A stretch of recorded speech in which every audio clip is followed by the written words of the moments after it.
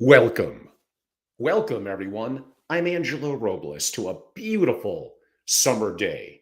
And we're now heading into the evening. I'm hosting this, at least initially, for those of you that watch it, as a live. And yes, for I think the first time ever, oh, so lucky you.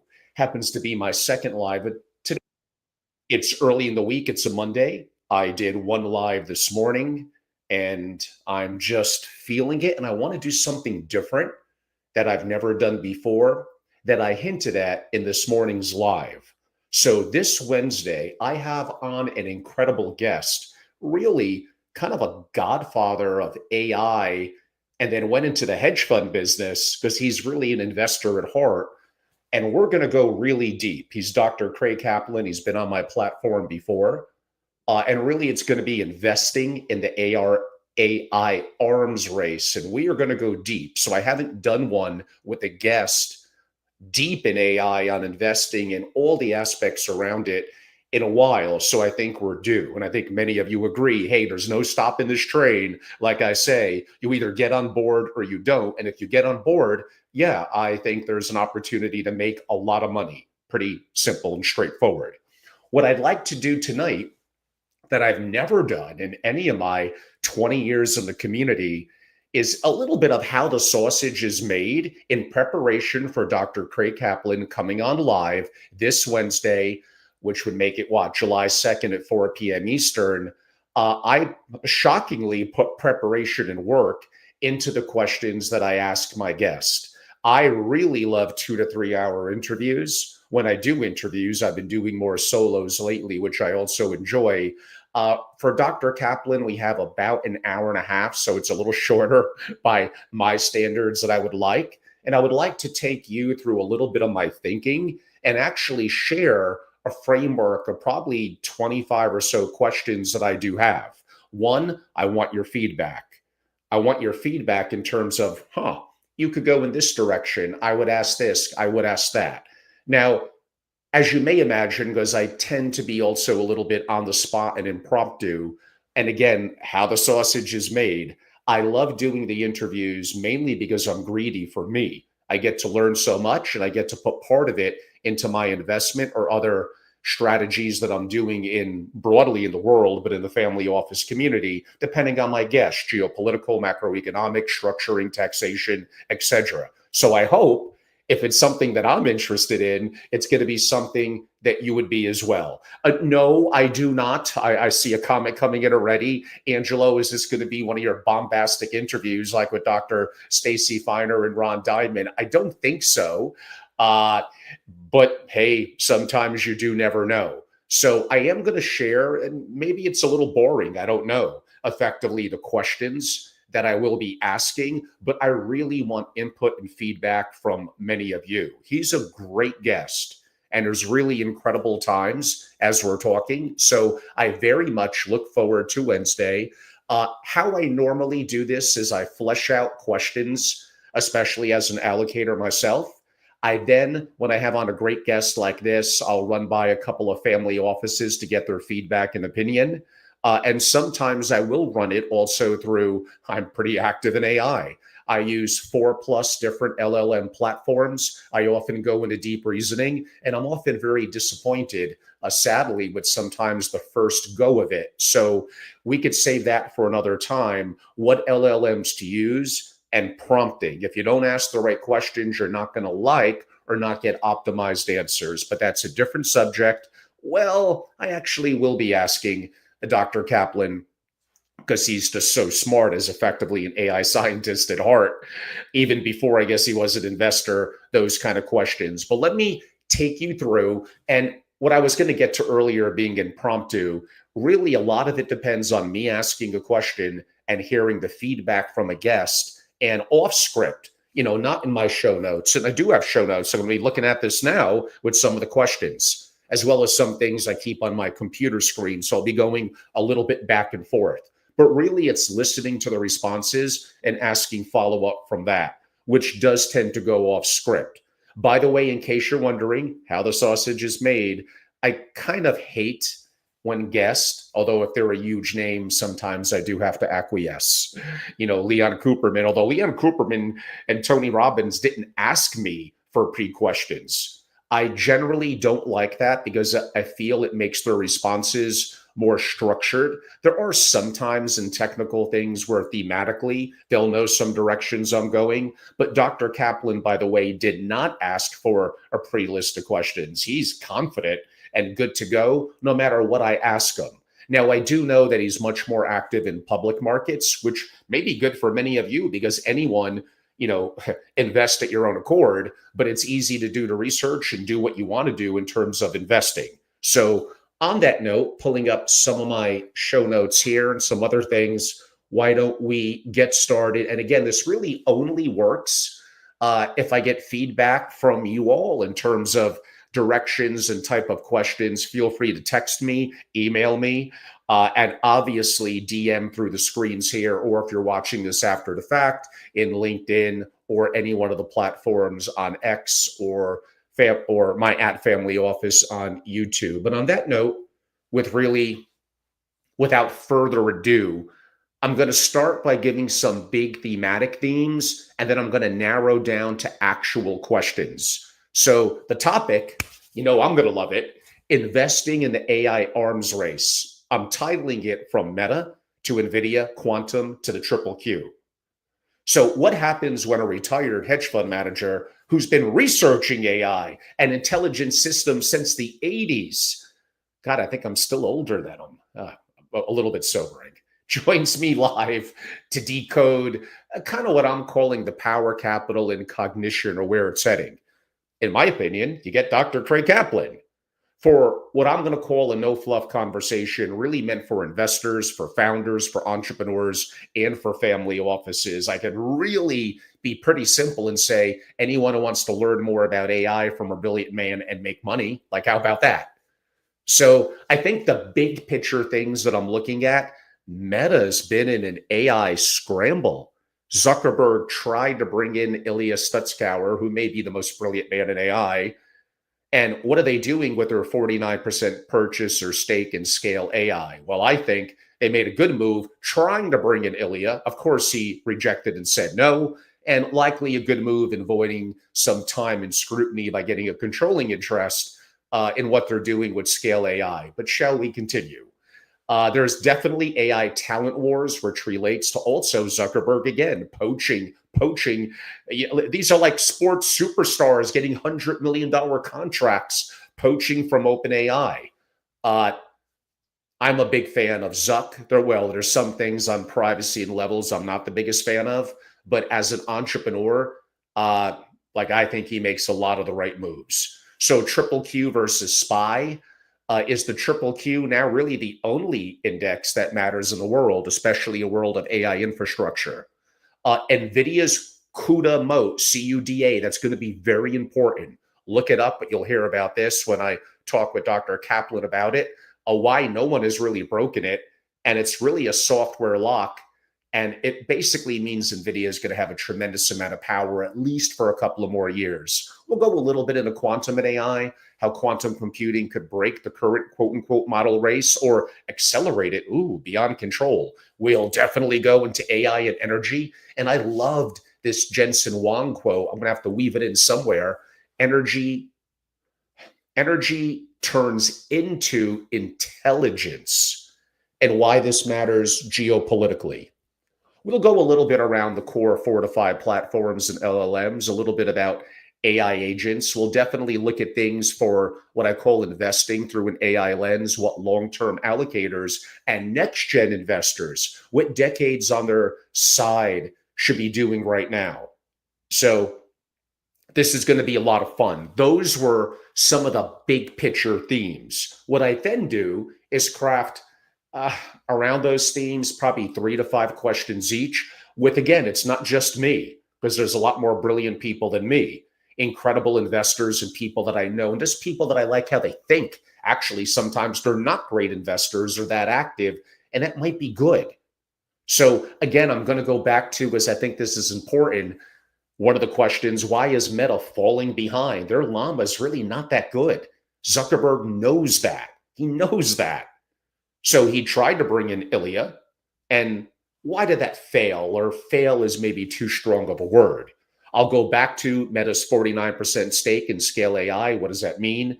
And their massive compensation packages to the OpenAI engineers. I think 4 that jumped on board. Oh my God, I would have left OpenAI in any company in a second. $100 million package and a chance to really do something at one of the 5 largest companies on earth.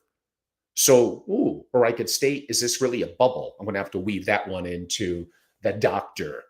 Going back to Ilya, again, maybe the most brilliant man in AI, raised $6 billion on a $32 billion valuation in his startup that really has nothing to show for it yet. Let an incredible valuation. It does make you show that maybe the big 5 or 6 don't have a stranglehold. I will definitely go through the Magnificent 7, the Mag 7, which Nvidia will probably lead with, Meta, Google, Tesla, Amazon, Microsoft, and Apple.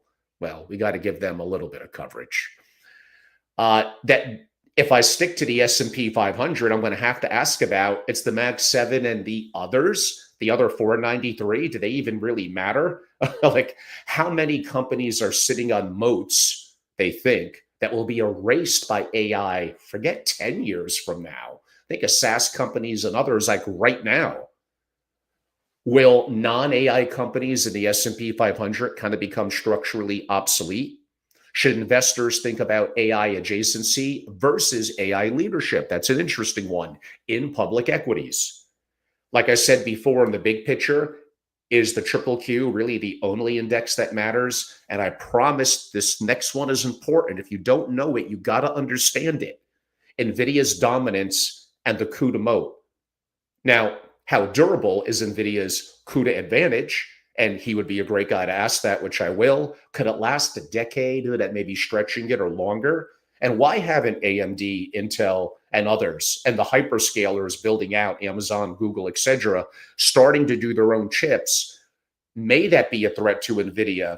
The honest answer is it probably will in time, but that time may be a couple of years out. So NVIDIA may have still an incredible run, although it's so big right now, but all things we'll get into.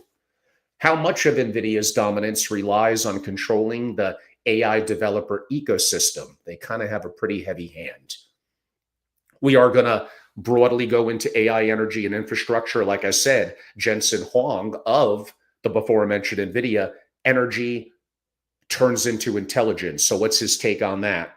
How does AI reshape the geopolitical significance, I would even say, of natural gas and nuclear energy? Is CoreWeave the most important energy to AI infrastructure company that no one's really talking about or overblown? Will the race for sovereign AI lead to energy capital flows? Could energy bottlenecks delay or even collapse exponential AI growth curve? It's a little more boring, but we do have to cover, and he does have some strong thoughts about AI safety. So we will have conversations about that. We'll find out if he's more of a doomer, and is the AI narrative kind of overblown from that perspective? And even if we were to have guardrails, sometimes guardrails make you go faster, but depending on bottlenecks, then China gets the edge. And what does that mean? We'll talk a little bit about quantum. Could that break, quote unquote, AI dominance, or in some ways accelerate it? What are the geopolitical risks if AI systems go rogue or become state weapons? Yeah, guests usually don't like those kind of questions too much, but he's got to get some of that. I'm sure you'll agree. We'll talk a little bit, because he's very fluid, about LLMs, AI agents, kind of the next wave. Are LLMs truly ahead right now? What's their raw capability, strategic direction? What is Anthropic doing that, quote unquote, others aren't? Why is Gemini 2.5 arguably in the lead right now? But then we got the 5.0 of ChatGPT coming out. Is that expected to be the leader? So those are, I think, questions that I'm going to kind of have to reframe a little bit, but excited to ask. I may talk about private local models. Actually, LLaMA would be one of them, as an open source, a DeepSeek, and kind of sovereign compute for family offices, or why that might be wickedly overrated. And that's probably a little more in my ballywick in my AI family office masterclass, but we'll touch on it. I think here's an interesting one: investing through what I loosely define as an AI lens. So what's your take on the 30 years triple Q versus SPY? especially for family offices and long-term allocators. Again, I go back to what the hell is going to happen to the 493, other than those that are like Palantir and others that are already quote unquote tech savvy. But we may jump into that in a minute or two, but he'll definitely get a lot of questions on that. Depending on his responses, that will indicate my follow-up. Now, for rising generation investors, what's the boldest thing they should consider doing right now in, again, can't stop this train, an AI-driven paradigm? I think I will have to go a little bit into Stargate to see, believes, what does he believe it actually really means? Is it a DARPA style moonshot? Is it something more covert and defense integrated? That may bring up some interesting questions relative to Palantir as well. Is it going to blend in AI, quantum, and national security? What precedent does this set for even maybe state-backed AI dominance? So there's a lot of questions there, and some that I'm going to have to flesh out a little more, which is why I'm sharing kind of behind the scenes how the sausage is made with many of you. I do take what I do seriously. I take pride in my capability to ask questions and my diversity among geopolitics, macroeconomics, investing, AI, attack structures, family office structures, a little bit, if you heard my Stacey Finer, a little bit of back and forth on male-female dynamics, psychology. It's me. These are things that I'm obsessed about, anything relative to what I consider the success of families, continuity in the families and family offices. I mean, that's me. That's what I do. I may also know a thing or two about sports and these little things as well, which is what I'll be smoking tonight, this wonderful cigar. So we shall see. I will ask him about some private companies like Anduril and others. Even Anthropic would be a private investment. And what could be the future of OpenAI, given their foundational status that makes it very unique? So these are all things that will be considered. From my perspective, I think he's going to disagree and say, although Angelo, I may be tech heavy, I think families should be more diverse. I am telling you, you're going to mark this down. I'm going to be right a year from now, 2 years from now, 3 years from now, 5 years from now. All roads lead through AI, period. A lot of the companies that are not centric to technology and AI that are in the S&P 500, the SPY, they're just not going to be as relevant. And some of them will eventually fade away and simply be replaced. Now, for me, I like crypto, Bitcoin, and I definitely love my stable coins. I think those are great. So yes, I'm not 100% in it. I like some commodities. I like gold. I have treasuries. So it's not like I'm 100% in only AI public and private. I do have probably about 6 privates relative to AI and some infrastructure relative to that. I didn't take a great look. I mean, probably my allocation is probably pretty well above 60% to it now. I understand I'm more volatile. I'm okay with that because I know long term I'm just going to crush the person who is wimpy and overly diversified. It's just not going to work. So those are some things I'm going to be enjoying to talk about. Someone put something in the comment. Okay, I think they were trying to sell something, so that's a waste of time. So again, I love what I do. I enjoy asking questions. I guess at heart, maybe I am an interviewer more than anything else. Maybe not that good of a one, because apparently I sometimes get in arguments or debate formats with my guest. I guess I do have strong opinions. Maybe I could be a little bit more like a Chris Williamson or the gentleman from that CEO podcast, Stephen out in the UK. I mean, those are certainly pillars of eloquence in terms of what they do. Other than my lovely double-breasted sports jacket tonight, perhaps I'm not the most eloquent person in the community. Come on, I got a beard and I smoke cigars. But I love what I do. I love thinking, especially investing, because now you're really getting into kind of one of my wheelhouses. And these are the kind of discussions that my members get entrenched with me. Sometimes it's one-on-one. Sometimes it's a private Zooms and things that we host only for them, or some of the behind the scenes with special guests. People like JJ Sowers and Kaplan, who's on now, have appeared in special things pre or post only for my members where we could really go hardcore and go back and forth. That sometimes in more public forums, well, I just simply, even for me, need to be more muted.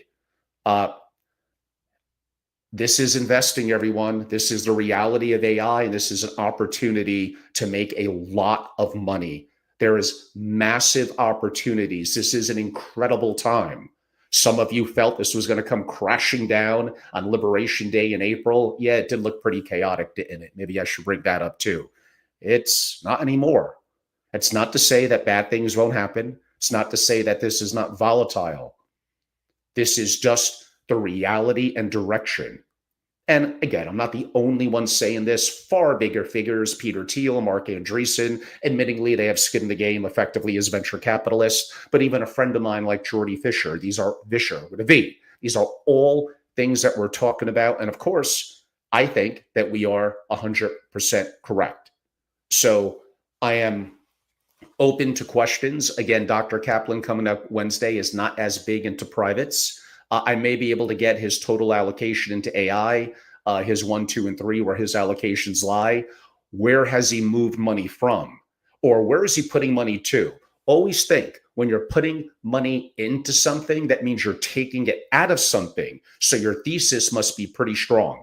And yes, I'm still going to stick to, you heard me say this before. Many of you heard my Genie Bus and the Lakers analysis of selling for 10 billion, purchased in 79 for 67 billion. If they even put it into the lowly S&P, it would have been about the same. But if there was a triple Q based on the NASDAQ 100 back then, it would have dominated that investment in the Lakers and not be tied into only one quote unquote entertainment company. And would have been totally fluid and liquid. But I get it, not as cool as having the owner's box at the Lakers.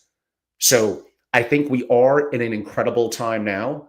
And I just am an extreme advocate of the things that I talk about are the things where I'm living through. I'm putting my money where my mouth is. And, some of you are betting it's going to be wrong. And Angelo's exaggerating AI. It's going to take decades to really play out, and it's going to have massive recessions in the market, and God knows what's going to happen with Meta and Nvidia. And no, family offices will not become AI savvy like that. You are all so wrong. Just imagine if I'm right, if I'm partially right. How could you not see this and understand this? So it's good to get back to the strength of investing, something that I truly love. I do love to go back and forth on it. Again, please share questions with me that I could be asking Craig Kaplan. I don't have all the right answers. I'm lucky that I know some pretty cool people that give me some wonderful questions to help me look better than I really am. Nothing wrong with that. Putting ego aside and just trying to get the best information from my guest is really where it is all at. So just a couple of things. Again, this summer, like I've been saying, no rest for the weary. There's too much going on in the world. There's tremendous opportunity, but also tremendous risk. I need to keep my nose to the grindstone. I need to know what I'm doing with my portfolio. I want to make a lot more money. Call me greedy and a capitalist. You're probably correct. It's just, I don't know what is enough. It varies. I heard Mr. Wonderful today on a podcast state that with $5 million, like you're good, effectively liquid, blah, blah, blah. Maybe it depends on your situation, what your goals are, and where you live. But as things get interesting in the years to come, and you want complete freedom and flexibility, sadly, that number to me is way too low. Way too low. I always know that things could go wrong. Love a little bit of history, French Revolution, Russian Revolution. We are definitely in some crazy times now with, nuclear proliferation, with AI, things that Ray Dalio talks about, our debt. And we got a lot of things on the plate here. You gotta be on the ball. You have to understand what the situation is, what are some of the solutions, what are some of the hedges. But when you do a hedge, you're likely taking some profits off the table. These are all things that you need to churn through, and things that my members of SFO Continuity, my private membership community, you bet you they get, yeah, sure, from me and 24/7 access, but really the incredible peers that are a part of the group and some of the incredible thought leaders and deeper thinkers that I bring in. And you all know I'm doing that second AI Family Office Masterclass, and I learned so much. I can't wait to August 11th and 12th, immersive in person in New York, to really change lives forever, both for families, the rising generation, for executives, and those that service the community. Don't think it's only limited per se to if you have a single family office. The world of finance, the world of legal and accounting, really everything is going to be flipped.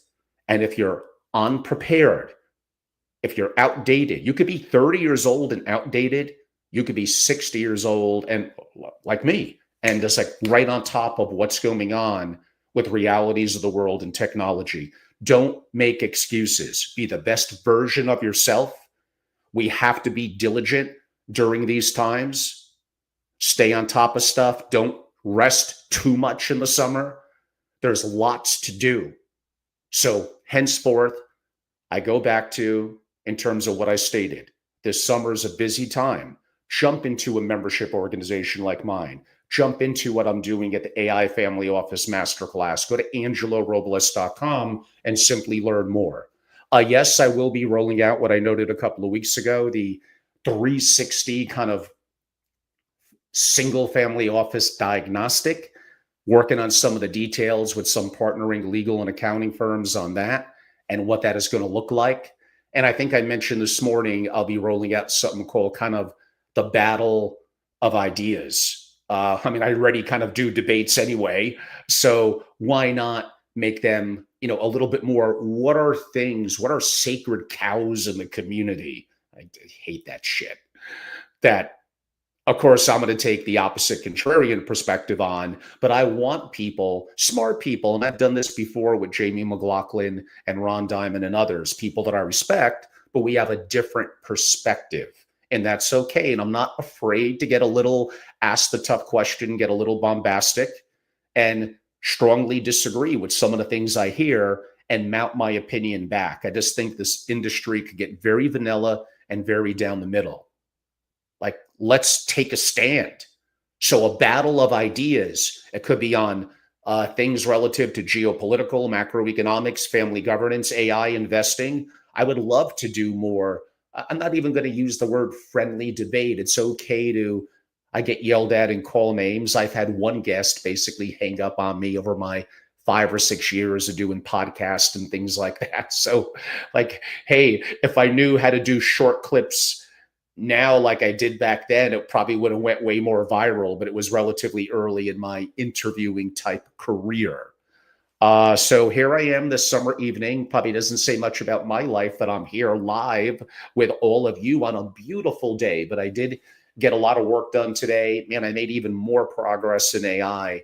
I am telling you, the opportunities to work with an AI agents and all that's out there, condense it down. You do not need to be a coder. The things that you could do are utterly startling. This is the worst it will ever be today. The worst. You heard my math. If Jensen Huang is correct, doubling every 6 months, do the math on that. So it doubles. Then by the end of a year, it's 4. Then it's 8. Then it's 16. And then heading into year 3, 16 to 32, 32 to 64. It could be 64x at the end of 3 years. Only energy production probably is going to be a challenge to that. Okay, it settles on 28x. Like, really? And it's pretty darn impressive right now. Like, again, like I said this morning, I feel like I got to grab some of you by the lapels and just bring you into this. I'm going to bring you in kicking and screaming. You're going to pay me and you're going to thank me. You're going to thank me so much for the advantages that I'm giving you as a family, whether an elder or rising gen, definitely as a family office executive. I'm going to give you another 10 or 20 years. And as someone who services the community. And this is a time, don't let your youth be against you. This may be your advantage to be more clear-headed, open-minded, more AI savvy. Now is the time for your excellence. And in terms of my excellence, I think I'm taking it to the home stretch here. Thank you, John. I appreciate your comments. And again, bring on questions, bring on ideas to battle ideas. But if you have something to battle ideas, you got to bring up a guest. And the guest is going to have the confidence to want to come on and rock and roll a little bit. So we shall see. Sometimes this Darth Vader of the industry here, they're afraid of the heat and they don't want any part of it. And it's probably a good move on their part because I'll probably whip their butt on anything relative to the single family office. But that's the wrong attitude for me. I shouldn't be looking at these as debates, whether I win or lose. And again, I'm imperfect. I'm just sharing my feelings at the moment. It's what could I learn and what value is it providing first to my members and then broadly if it's more distributed to many of you. So on that note, this is an Ilya cigar. I am going to relax outside with my dog, if you don't mind, and enjoy a wonderful cigar. This is, if I'm casual and relaxed, about a 1 hour smoke here in the evening as we're hitting about 7:30 Eastern time. I'm not West Coast or Wyoming. So I will definitely be enjoying this, everyone. Someone said, am I going to pop on the big black Stetson cowboy hat? It's a little warm for that felt hat. I need probably to get a straw one. But I may start to do some videos and maybe even interviews outdoors and make them a little cooler than my a little bit generic-y studio here. So looking for feedback from all of you. Let's see. I like the Darth Vader of the industry nickname. Yeah, like I mean, he had a good heart, didn't he? At the end, yeah, like how did that come along? Well, there's a variety of reasons why. And again, I've made my share of mistakes. I've burned bridges. I could be prickly.